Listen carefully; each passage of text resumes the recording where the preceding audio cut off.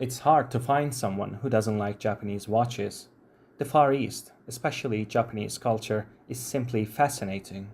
When you think of Japanese culture, do samurais come to mind for you too? Are you interested in mangas, games, and movies featuring warriors in cool armors wielding katanas and swords? If so, I recommend checking out the new Seiko Samurai model that I'll be reviewing today.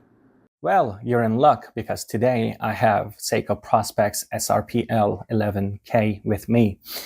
The box is the usual Seiko box, and when we open it, we are introduced with the watch. The watch sits on this puffy cushion, and let me get rid of the box. So we have the watch right here with us. Let's go.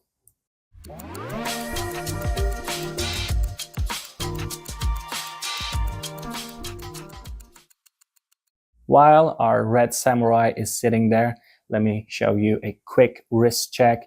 This is Bulova Jetstar in crimson red color. You can say that I love red watches. Anyways, let me begin with the measurements of the watch. The case diameter is around 40 millimeters, and the lug-to-lug measurement is, yep, 48 millimeters around, yes. And the case thickness of the watch is only 12 millimeters. The bracelet starts from 20 millimeters and it tapers down to 17 millimeters, which is quite nice taper. And it goes up to 19 millimeters on the clasp. The weight of the watch without removing any links is 170 grams.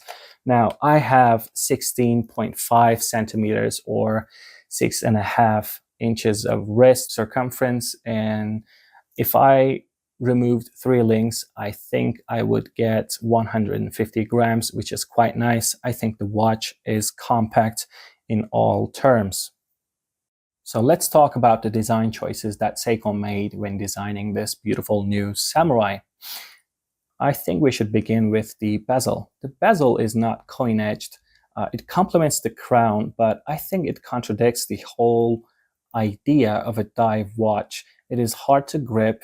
I think they should have gone with a coin-edged type of bezel, but instead they made this motif on their bezel. Well, let's move on to the bezel insert. It is ceramic. It looks matte as you would expect from a ceramic insert, but the color looks fantastic. All the paint job of the numerals and inserts are nicely done to a high standard, I should say. The bezel looks a little bit darker than the dial. As you can see, it is more vibrant. The dial looks a little bit more pale compared to the bezel, but it complements each other. They complement each other and they look fantastic. The watch really pops out even in low light conditions and under direct sunlight. It looks fantastic. The watch is protected with Hardlex crystal instead of sapphire. I will talk about that at the end of the video. There is no, as you can see, protective anti-reflective coating. It's just a standard Hardlex that Seiko uses. So moving on to the dial, we have this nicely brushed chapter ring, and the light really plays well with the new chapter ring of Samurai. It is short, it's not that long, so the alignment of the bezel with the dial really looks fantastic. It doesn't let your eyes mistake the depth of the chapter ring with misalignment. I think Seiko nailed their alignment this time. I mean, normally, as you can imagine, Seikos are famously known for misaligned bezels and misaligned dials, but here we have a perfectly aligned, really nicely applied bezel and dial insert. So moving on to the dial, the indices are applied, as you can see, and they are covered with silver color, and all the indices in hour marker and the minute marker are in shape of swords. It reminds you of samurai swords, which really helps with the whole theme of samurai and blood and crimson red language of the dial and the watch in general. So we have Seiko in automatic divers 200-meter text, which is printed on the dial. Let me see again. Yes, they are all printed, not applied. And we have a date window on 4.5 o'clock position, which is, as you can see, black in color, black and white. They used a different choice here. I think it looks good. It's a little small, but it doesn't, break the whole aesthetics of the watch. So the symmetry is not damaged here. It looks good. It gets the job done. And there is no frame for the date window either. I should talk about that too. So let's move on to the case. The case, as you can see, is in the samurai form that we are familiar with from the last samurai lineup. They use the same case design. It looks more refined this time compared to SRPE11K, for instance. And all the edges and all the chamfers of the watch are really nicely done, really nicely machined, as you can see, to a high standard. They look sharp, they look aggressive. The watch in general looks really, muscular and aggressive.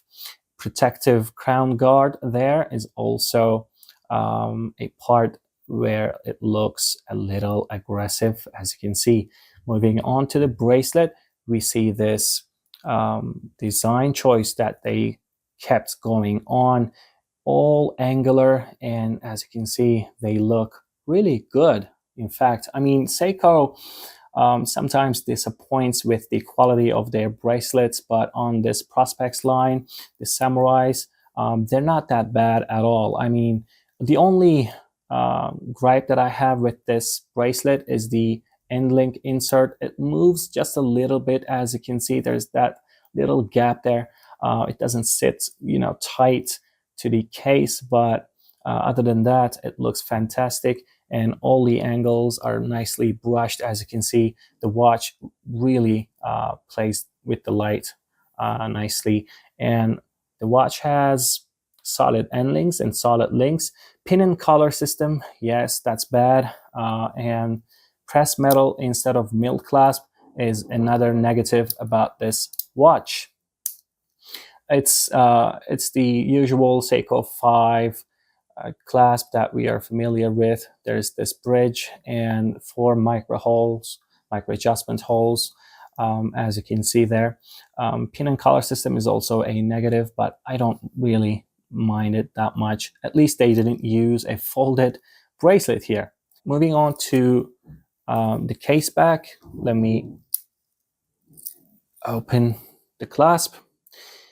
We have that wave logo of Seiko Prospects line. They use that a lot.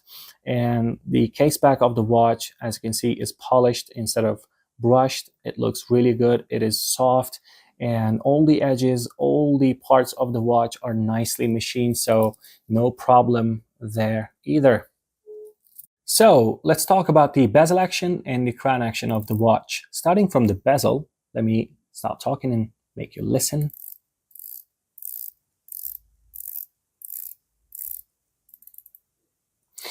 The bezel action is really nice. It feels really all the same with Seiko 5 lineup. If you're familiar with Seiko 5 bezel action, you will not be surprised with this one. As you can see, it's a characteristic of Seiko's bezels. They are a little muted. They are soft but clicky in the same way. They feel nice, if you ask me. And the crown action is silky smooth, unscrewing. And while screwing, it feels silky smooth as well. That's what she said. Sorry, I had to do that. It was right there. So let's talk about my general thoughts about this watch, shall we? My general take on this watch is really positive, except for 2 negatives. Sapphire crystal. Look, The watch is around $580, right? And it is almost a mid to high level of entry Swiss-made watch price range. So we can get a Tissot PRX automatic for that price, almost $600 range. And they have sapphire crystal, anti-reflective coating, automatic movement. If they can do it, if Hamilton can do it, if Longines can put a sapphire crystal on their watch, why can't Seiko? That's a question to be asked. But I think Seiko, really thought about the US dollar inflation and compared with the old model, let's say Samurai SRPE 33, they didn't use sapphire because if they used it, it would be much, more expensive than the old model, and people would go for the old models and they wouldn't be able to sell these. But I think, again, it's not a good excuse to put a mineral crystal on a $580 watch. But other than that, and the pressed metal clasp here, the watch feels and looks fantastic. The bracelet is really nice. It's better than Seiko 5s, new Seiko 5s as well. It looks good. The dial and the bezel aligns perfectly well, which is surprising for Seiko. And the watch looks all refined, and I don't know, it looks muscular and cool. If you're into mangas, animes, or samurai stuff, you will love how the watch looks and feels on the wrist. So those are my opinions. I mean, the movement they use is a workhouse movement from Seiko. It's 4R36. As you know, they have hacking, hand winding, 45 hours of power reserve. And this watch, surprisingly, has really, really good timekeeping. I mean, I measured it with the app and it was around 7 to 8 seconds per day. So, which is really nice. I mean, it's in between. It's way less, let's say, from the reference of 20 seconds to 30 seconds of 4-hour movements. I think they regulated the watch really nicely. And we have a all-around, beater watch for everyday use. And you can dive with this. It's diver's 200 meters, so you can use scuba diving with this watch, and you can go for snorkeling and swimming. No problem. Put on a red strap for this watch, and it's a killer. If I had a red strap, I would definitely put it on, but I don't. I wanted to, show you the watch with the stock bracelet. So that's it from me, guys. Now it's time for lume shot of the watch. The lume is a killer, as I said, on this watch. And after that, the video ends. If you haven't subscribed to my channel, please consider doing it. Put a like and a comment, negative or positive, doesn't matter. See you guys. So the lume on this watch is great. It is evenly applied on all surfaces, and the lume pip really pops out. As you can see, the second hand also has this triangular type of lume. Seiko doesn't disappoint with their dive watches in terms of lume performance, and it's not a surprise that they used a killer lume on their new Prospex Samurai lineup. So that's it from me, guys. See ya.